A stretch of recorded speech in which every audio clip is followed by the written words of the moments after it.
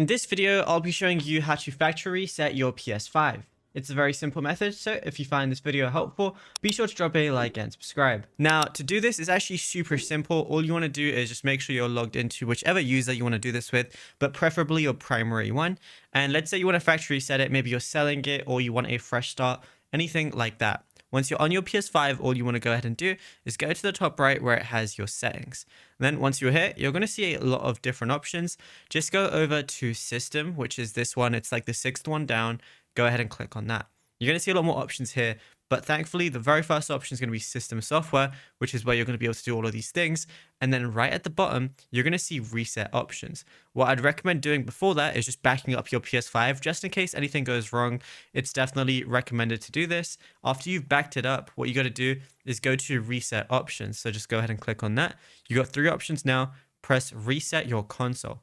Go ahead and click on that. Then it's going to say all users and all data is going to be deleted. Console sharing and offline pay will be disabled for all users on this PS5 as well.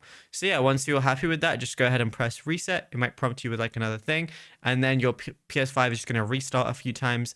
And yeah, once you turn it on again after that, it's going to be like as if you just got your PS5. So you're going to have to log into all users again and make more users or anything like that. But it's as simple as that. Now, if you found this video helpful, be sure to drop a like and subscribe. And also be sure to check out all our other tutorials that we've been posting on the channel as well.